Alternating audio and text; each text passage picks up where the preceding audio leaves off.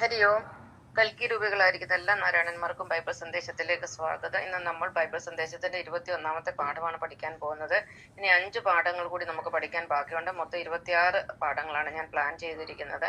നമ്മളൊരു കാര്യം ശ്രദ്ധിക്കുക, നമ്മളെല്ലാവരും പ്രപഞ്ച പിതാവായ നാരായണന്റെയും പ്രപഞ്ചമാതാവായ ഭൂമിദേവിയുടെയും മക്കളാണ്. ഭൂമിയിലുള്ള സകല മനുഷ്യരും ആത്മസഹോദരി സഹോദരന്മാരാണ്. അതുപോലെ തന്നെ മനുഷ്യർ മാത്രമല്ല, പക്ഷിമൃഗാദികളും വൃക്ഷലതാദികളും ഒക്കെ നമുക്ക് ആത്മസഹോദരങ്ങളാണ്. കാരണം നമ്മുടെ ഉള്ളിൽ ജീവനായിട്ട് എന്താണോ ഇരിക്കുന്നത്, നമ്മുടെ ശരീരത്തെ പ്രവർത്തിപ്പിക്കുന്ന ഏത് ശക്തിയാണോ അതേ ശക്തി തന്നെയാണ് ഈ ജീവജാലങ്ങളെല്ലാം പ്രവർത്തിപ്പിക്കുന്നത്. അതുകൊണ്ടാണ് നമ്മൾ പറയുന്നത് മണ്ണിലും വെണ്ണിലും തൂണിലും തുരുമ്പിലും ഭഗവാനുണ്ട് എന്നുള്ളത്.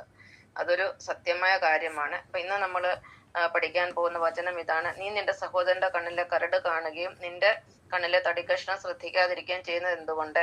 ആദ്യം സ്വന്തം കണ്ണിലെ തടിക്കഷ്ണം എടുത്തു മാറ്റുക, അപ്പോൾ സഹോദരന്റെ കണ്ണിലെ കരടെടുക്കാനുള്ള കാഴ്ച നിനക്ക് ലഭിക്കും.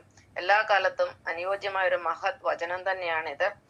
മിക്ക മനുഷ്യരും ഇങ്ങനെ തന്നെയാണ്. അവനവന്റെ തെറ്റുകളൊന്നും കണ്ടുപിടിക്കാതെ അല്ലെങ്കിൽ അവനവന്റെ തെറ്റുകൾ മനസ്സിലാക്കാതെ മറ്റുള്ളവരുടെ തെറ്റുകളും കുറ്റങ്ങളും പാടി നടക്കുകയും അത് തിരുത്താൻ ശ്രമിക്കുകയും ചെയ്യുന്നു. ഇതൊരിക്കലും ശരിയല്ല. ഇതിനെ നമ്മുടെ കണ്ണിൽ തടിക്കഷ്ണം ഇരിക്കുന്നു, അന്യന്റെ കണ്ണില് അല്ലെ സഹോദരന്റെ കണ്ണില് പൊടിക്കഷ്ണം ഇരിക്കുന്നത്, ചെറിയ പൊടിയാണ് ഇരിക്കുന്നത്. അപ്പൊ നമ്മുടെ കണ്ണിൽ വലിയ തടിക്കഷ്ണം ഇരിക്കുകയും മറ്റുള്ള കണ്ണിലെ പൊടി എടുക്കാനാണ് നമ്മൾ ശ്രമിക്കുന്നത്.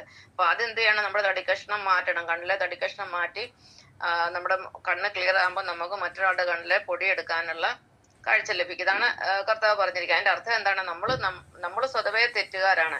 നമ്മൾ ആ തെറ്റുകളൊക്കെ മനസ്സിലാക്കണം. ആദ്യം നമ്മുടെ തെറ്റുകൾ മനസ്സിലാക്കണം. നമ്മൾ സ്വയം ആത്മപരിശോധന ചെയ്ത് നമ്മുടെ തെറ്റുകളൊക്കെ തിരുത്തി അതിന് പ്രായശ്ചിത്തം ചെയ്ത് നല്ലൊരു വ്യക്തിയായതിനു ശേഷം വേണം മറ്റൊരാളെ നമ്മൾ തിരുത്താനും ഒരു തെറ്റുകളൊക്കെ കണ്ടുപിടിക്കാനും.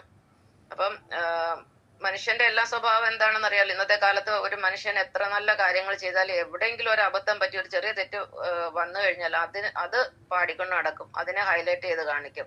ആ നന്മയെല്ലാം അവര് മറക്കും. അതാണ് പൊതുവെ മനുഷ്യന്റെ സ്വഭാവം. അപ്പം തെറ്റുകളും കുറ്റങ്ങളും ഇല്ലാത്ത ഏത് മനുഷ്യരാണുള്ളത്? എന്റെ ഗുരു പറയും, സ്വതവേ നമ്മൾ മുഴുക്കുറ്റക്കാരാണ്, അത് 100% കുറ്റക്കാരാണ്. എന്നിട്ടാണ് നമ്മൾ കാൽക്കുറ്റക്കാരെ, അരക്കുറ്റക്കാരെ, മുക്കാൽ കുറ്റക്കാരെ ഒക്കെ കുറ്റം പറയുന്നത്. അത് ഒരിക്കലും പാടില്ലാത്തതാകുന്നു. അപ്പം നമ്മൾക്ക് തെറ്റുകളുണ്ടാവും, കുറ്റങ്ങളുണ്ടാവും, കുറവുകളുണ്ടാവും, ഒരുപാട് പ്രശ്നങ്ങൾ ഓരോ മനുഷ്യരുണ്ടാവും. അതൊക്കെ നമ്മൾ സ്വയം മനസ്സിലാക്കേണ്ടത് വളരെ അത്യാവശ്യമാണ്. ആദ്യം അത് തിരുത്തുക, എന്നിട്ട് നമ്മൾ സ്വയം നന്നാകുക, എന്നിട്ട് വേണം മറ്റുള്ളവരെ നന്നാക്കാനും അവർക്ക് കാര്യങ്ങളൊക്കെ പറഞ്ഞു കൊടുക്കാനും. ഇതാണ് ഇന്നത്തെ പാഠം. നന്ദി, നമസ്കാരം.